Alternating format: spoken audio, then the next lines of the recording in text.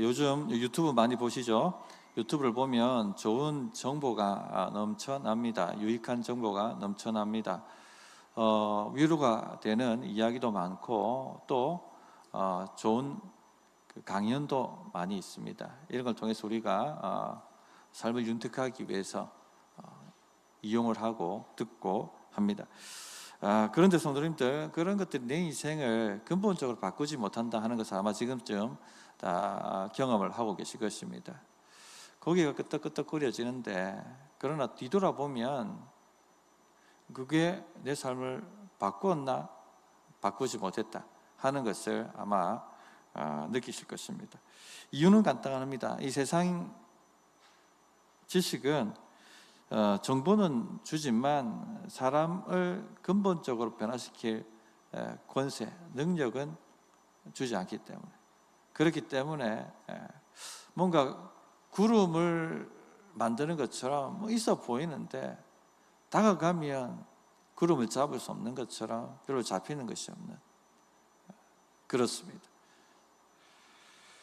우리에게 구름을 잡는 지식이 아니라 내 삶의 어둠을 몰아내고 내 삶을 뿌리채 뒤바꿀 권세 있는 말씀이 우리에게는 필요한 것입니다.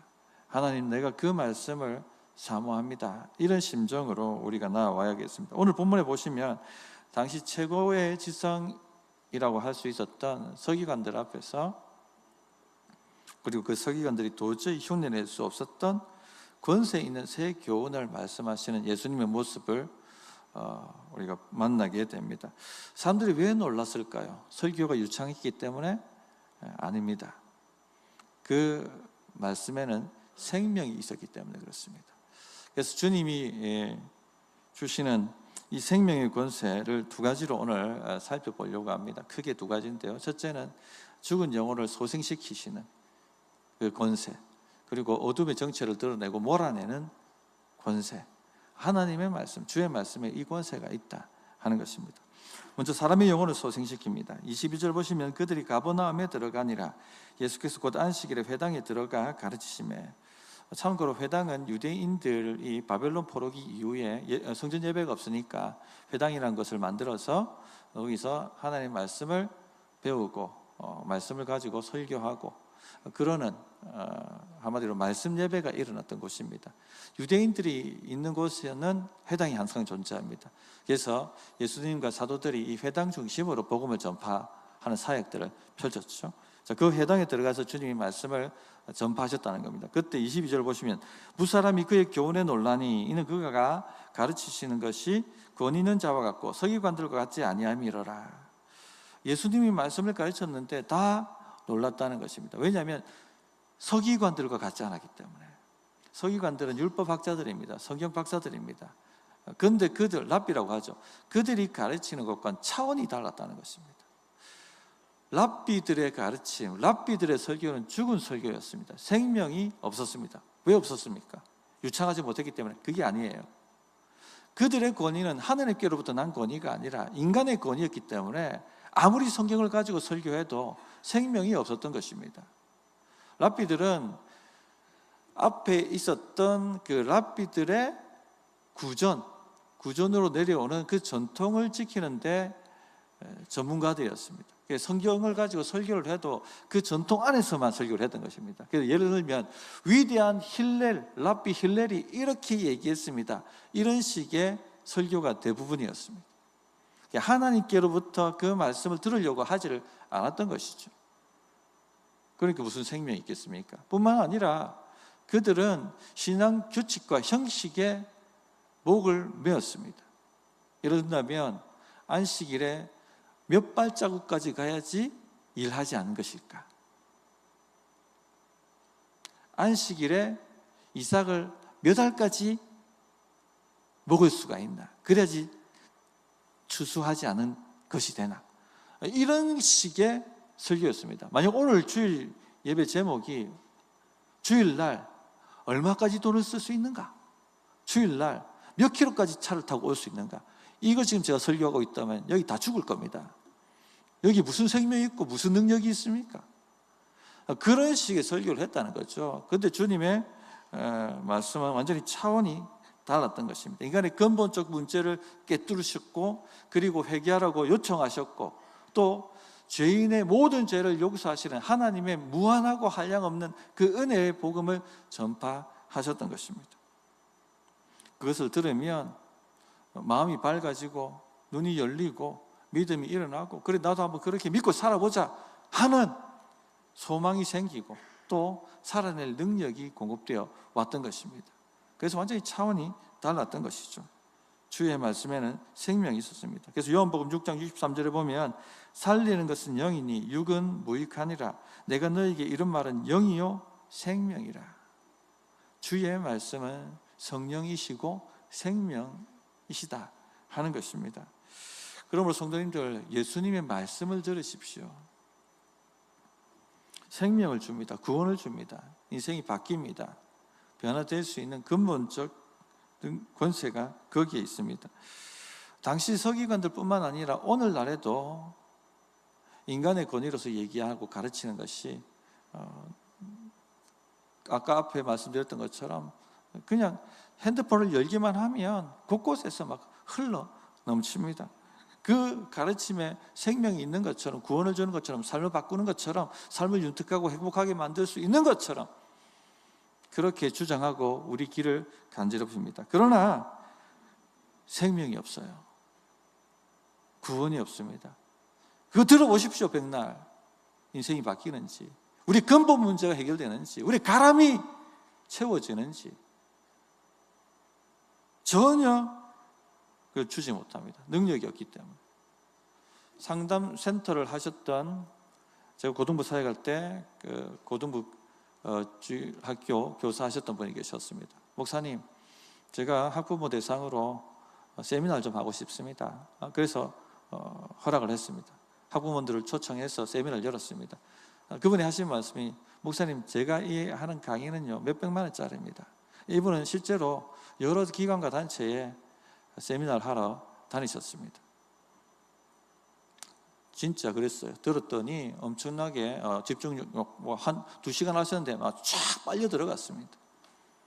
그리고 그 PPT와 이 자료들이 굉장히 잘 프레젠테이션 하셨어요. 그래서 얼마나 그때 중독 세미나였는데 중독이 얼마나 무섭고 얼마나 두려운 것인가 하는 것을 뼈저리게 느끼게 만들었습니다. 그런데 거기서 끝이었어요. 그 세미나를 통해서 중독에서 풀려나고 자유케 된 사람이 없었습니다. 지금 중독 때문에 고통하는 아이들이 그 세미나를 통해서 회복되어지고 변화되어지는 것은 없었습니다. 경각심을 가지게 만들지만 거기가 세상 철학의 한계입니다. 하나님의 말씀은 어떻습니까? 생명을 주죠. 회개케 만들고 삶을 변화시키고 근본적으로 문제를 해결하도록 그렇게 만들어준다는 것입니다. 그것이 바로 예수님 말씀의 권위입니다. 수많은 사람들이 예수님의 말씀을 듣고 삶이 바뀌었습니다. 우리가 잘 알고 있는 성 어거스틴 고백록을 지은 만일교에 빠져서 살았던 사람이고 쾌락을 사랑했고 그리고 결혼하지 않은 여인과 오랫동안 동거하고 사생활을 낳고 거의 패륜하지 않습니까? 그런 그가 하나님의 말씀을 듣고 인생이 완전히 송두리째 바뀌어버렸습니다. 또 전에 조영기 목사님 간증 잠깐 언급을 하면서 그 불광동 판자촌에 있던 알코올 중독자 집안이 완전히 바뀌는 얘기도 드렸습니다. 아버지는 알코올 중독자에 매일 어머니 패고 자식들은 집에 돈 벌어오지 않으니까 아버지가 나가가지고 좀도둑질하고 그렇게 끼니를 떼고 살았던 집안입니다. 미래가 어디 있습니까? 이런 가정에.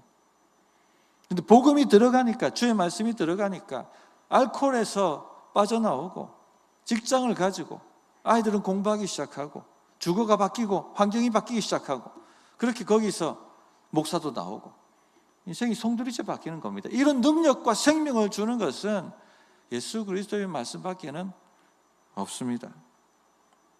성도님들, 우리 삶의 혼란과 문제는요 주의 말씀 들어야 해결됩니다. 이 말씀의 권위 앞에 서야지 문제가 해결된다는 것입니다. 그러므로 주의 말씀을 들으십시오. 두 번째 예수님의 가르침의 권세는요, 귀신의 정체, 어둠의 정체를 드러낸다는 겁니다. 23절 보시면 마침 그들의 회당에 더러운 귀신 들린 사람이 있어 소리 질러 이르되, 회당에 더러운 귀신 들린 사람이 있었습니다. 오늘 말씀이 그러니까 이 귀신에 대해서 좀 여러분이 알고 계셔야 되겠습니다. 이거 잘못 얘기하면은 좀 두려워하시는 분들이 있거든요. 한 번은 이런 귀신과 영적 전쟁에 대한 가르침을 한번 한 적이 있었는데, 한 자매가 저한테 와서 목사님 그 얘기 안 하면 안 돼요, 이래 얘기해요. 왜요? 했더니 저는 서정적인 사람이라 그런 얘기하면 무서워요. 밤에 잠을 못 자요. 이렇게 얘기하는 거예요. 내가 눈을 가리고 내가 두렵게 듣기 싫다고 그 존재가 사라지는 게 아닙니다. 귀신은 영적 실체예요. 여러분의 생을 도둑질하고 죽이고 멸망시키기 위해서 지금도 은사처럼 공격하고 있습니다. 알아야 되는 거예요. 오늘 말씀에 귀신은 더러운 귀신이라고 했습니다. 귀신치고 깨끗한 귀신은 없습니다. 다 더러워요. 그런데 하나님의 영은 거룩하시죠. 귀신 들리면 사람이 더러워집니다. 인생이 더러워집니다. 생각이 더러워지고 말이 더러워지고 관계가 더러워지고. 그런데 성령이 충만하면 할수록 사람은 거룩해집니다. 말이 깨끗해지고 생각이 깨끗해지고 관계가 깨끗해지고. 전에 설교하면서 무속에 빠져드는 MZ세대에 대한 경고를 드렸습니다. 지금 신세대의 무당들이 매체를 통해서 나오지 않습니까? 너무 세련돼 보이는 그런 무당들이, 젊은이들이 쏙 하고 들어가는 거예요. 그 요즘 드라마에도 사람을 돕고 사람을 살리는 귀신들이 있는 것처럼 속이고 있습니다. 그러나 속지 마십시오. 귀신은 더럽습니다. 귀신이 들면, 귀신의 영향력을 행사하면 인생이 더럽게 되는 것입니다. 주님께서도 마귀가 온 것을 도적질하고 죽이고 멸망시키기 위해서 왔다라고 말씀을 하셨습니다. 그래서 귀신이 영향력을 끼치면은 자꾸 사람이 죄를 짓게 됩니다. 더러워집니다. 어떤 분에게 음란한 영이 딱 들어오니까요, 24시간 음란한 생각을 하더랍니다. 또 거짓말하는 영이 딱 들어오니까요, 입에 나오는 게 다 거짓말이에요. 속이는 영이니까. 어떤 집사님 한 분은 계셨는데, 이분은 예수 믿기 전에 욕하는 영이 들어왔어요. 믿는 가정에 시집이 왔는데 남편이 퇴근하고 돌아오니까 남편 보고 막 쌍욕을 하는 겁니다. 시어머니가 오니까 시어머니한테도 쌍욕을 하는 거예요. 막 견디지 못하는 거예요. 그래서 교회에 이제 데리고 갔습니다. 교회 데리고 갔는데 목사님을 보자마자 목사님을 향해서도 쌍욕을 하는 거예요.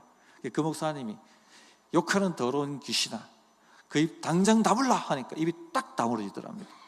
놀래가지고 그때부터 이제 교회 다니기 시작하셔가지고 그 귀신한테 해방되고 예수 믿는 집사가 되셨었던 분입니다.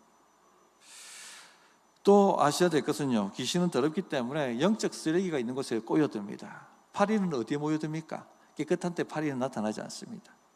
음식물 찌꺼기가 있는 곳에, 더러운 곳에 파리가 모여들고 구더기가 모여드는 것처럼 귀신들도 영적 쓰레기가 있는 곳에 꼬여들기 시작합니다.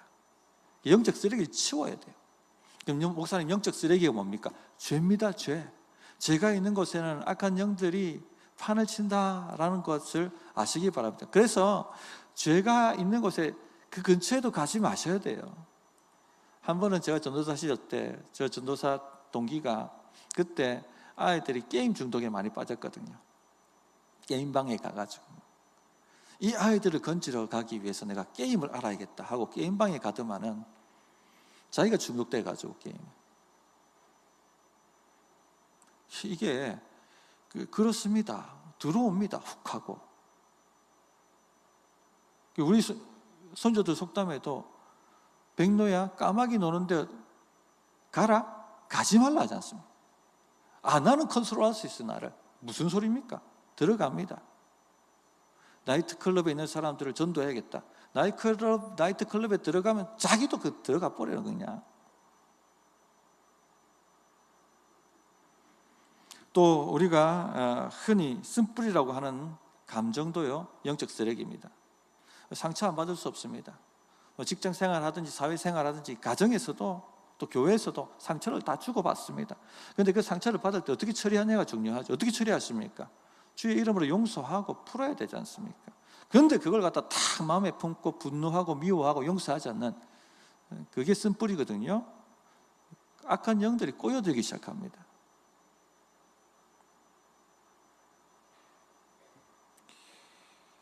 서로 용서 좀 하고 사셔야 돼요. 왜 근데 나는 내 마음을 안 그러려고 하는데 왜 자꾸 마음이 꽁해집니까? 내가 하는 게 아니에요, 이거. 악한 영이 그렇게 만드는 겁니다. 쓴뿌리 영들아 내게서 떠나라고 선포하셔야 됩니다.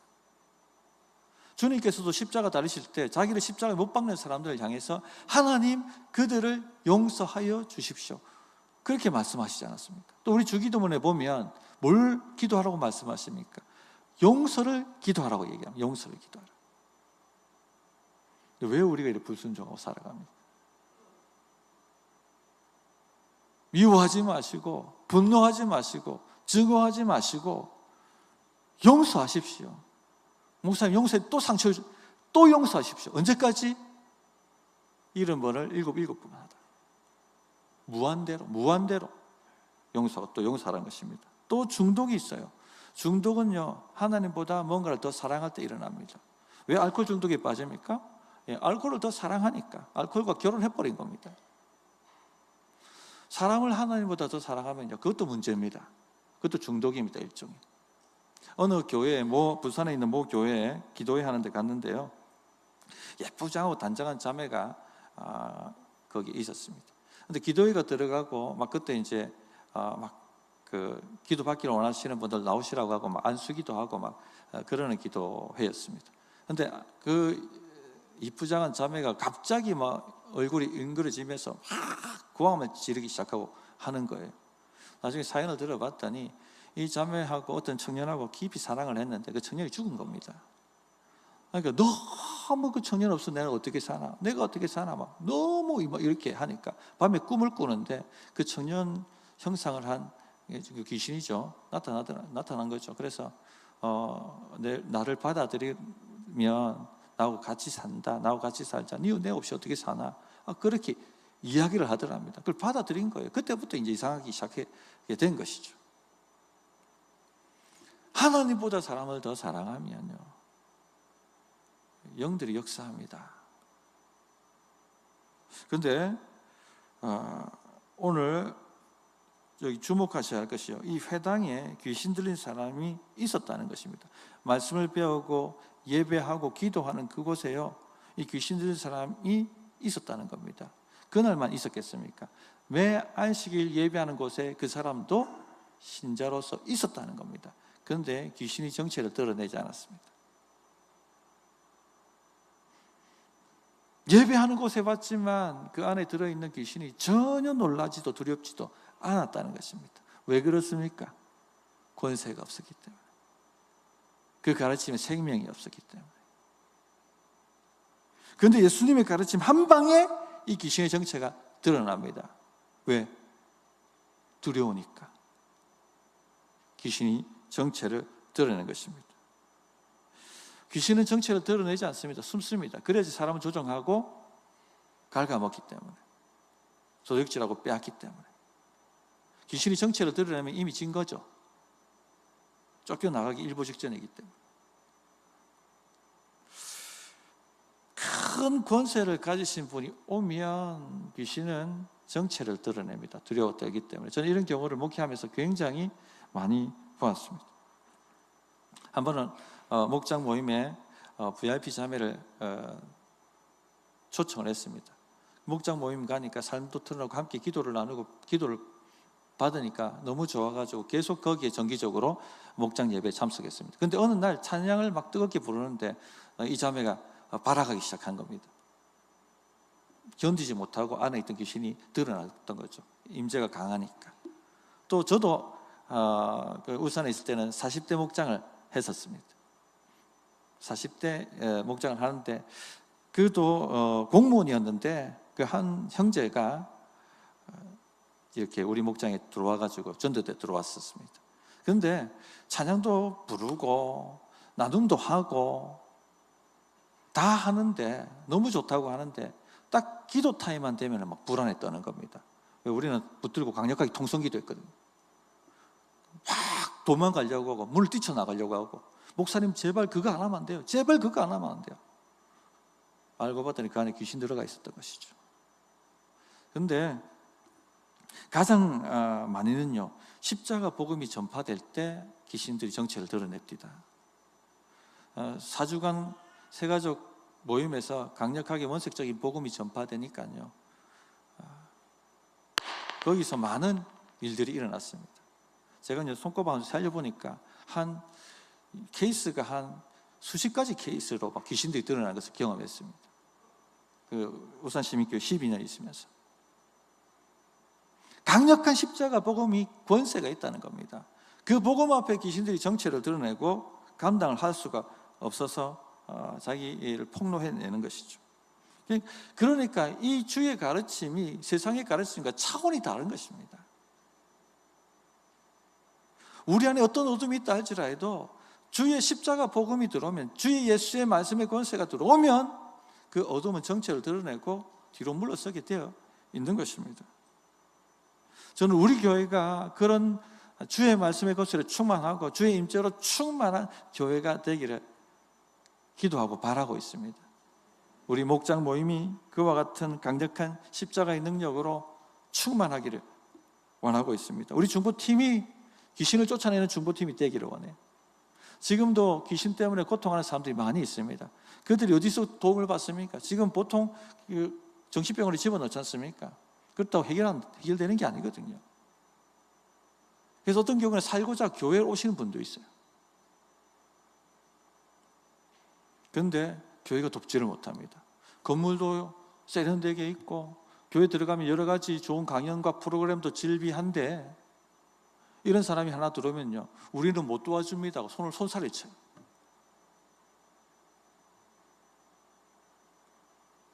그럼 그들 어디서 구원받습니까? 마가복음 16장 17절에 믿는 자에게는 이런 표적이 따르리니 곧 그들이 내 이름으로 귀신을 쫓아내며, 교회는 귀신을 쫓아내는 곳이에요. 오늘 그 능력을 교회가 상실해버렸죠. 우리 한국의 기독교 초기에 들어왔을 때 수도 없이 귀신들이 쫓겨나갔습니다. 오늘날 어디 있습니까? 이렇게 세련됐고 이렇게 건물이 있고 이렇게 수많은 프로그램이 있는데 능력은 없어요. 우리 교회가 그런 능력 있는 교회가 되기를 바랍니다. 세 번째, 주의 말씀의 것은 귀신을 추방하고 영혼을 자유케 하는 것입니다. 24절에 보면 나사렛 예수여, 우리가 당신과 무슨 상관이 있나이까? 우리를 멸하러 왔나이까? 나는 당신이 누군 줄 아노니 하나님의 거룩한 자니이다. 놀란 귀신이 그렇게 발악을 합니다. 당신과 무슨 상관이 있나이까? 왜 우리 괴롭힙니까? 이 얘기를 하고 있는 것이죠.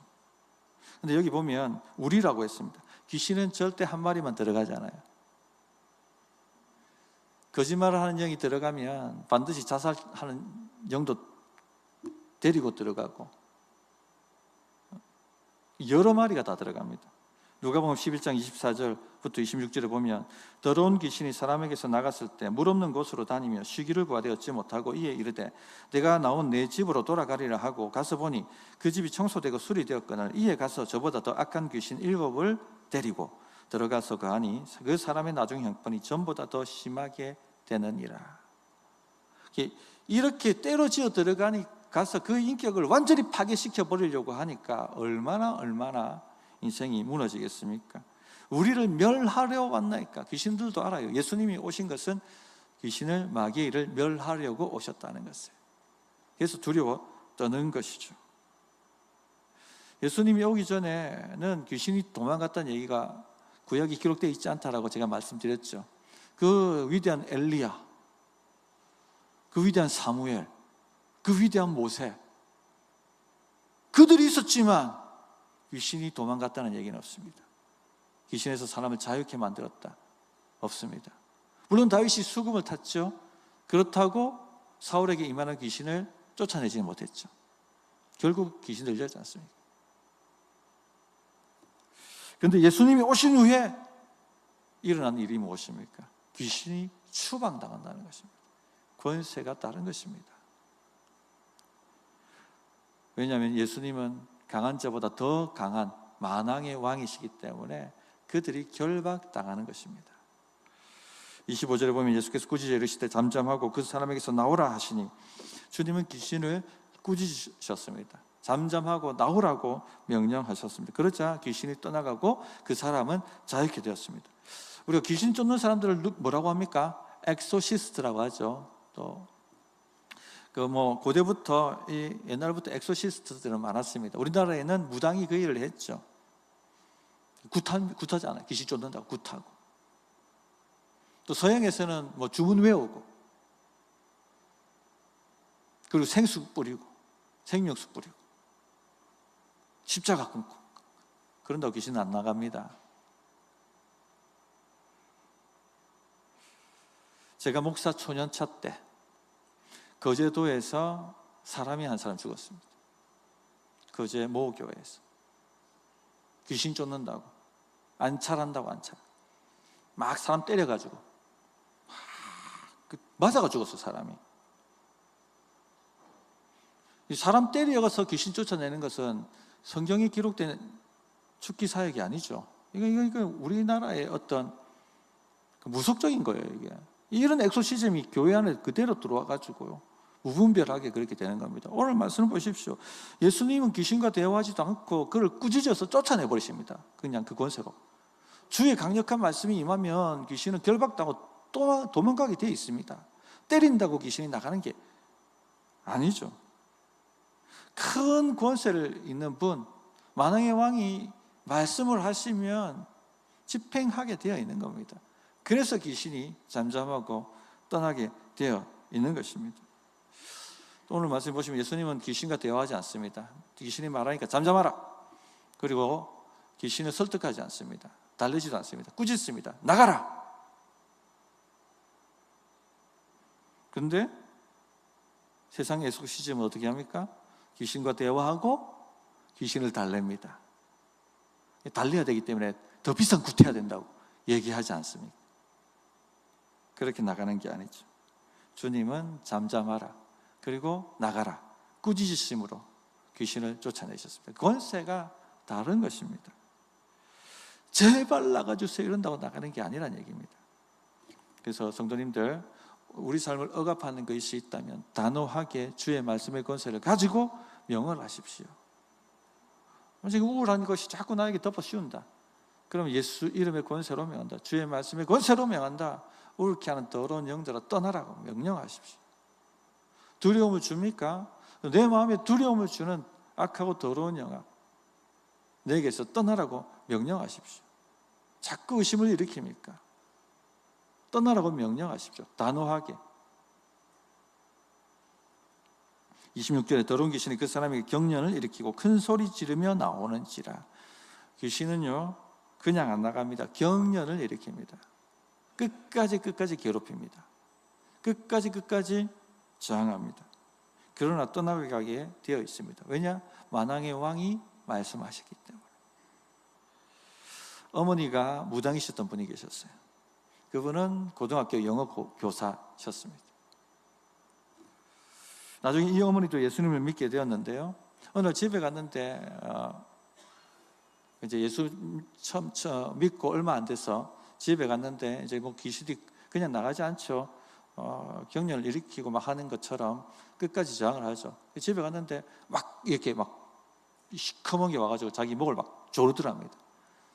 그랬더니 옆에서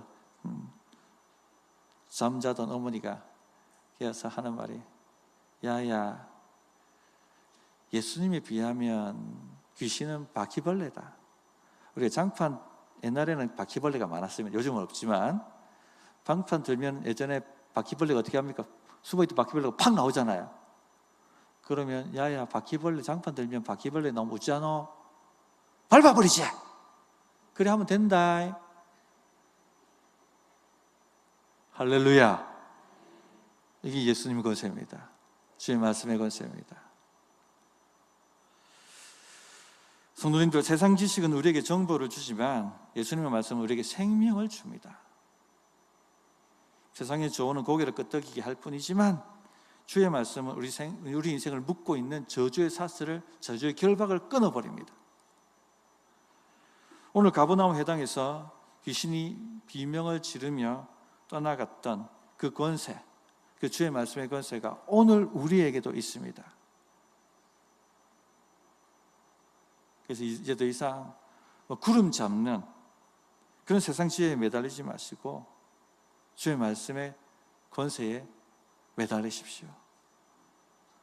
영혼이 갈급합니까?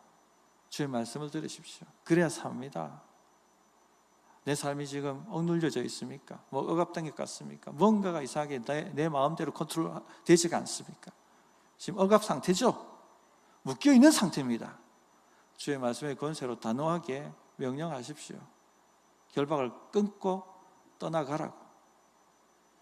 놀라운 역사가 우리 성도의 삶 가운데 충만하기를 진실로 바랍니다.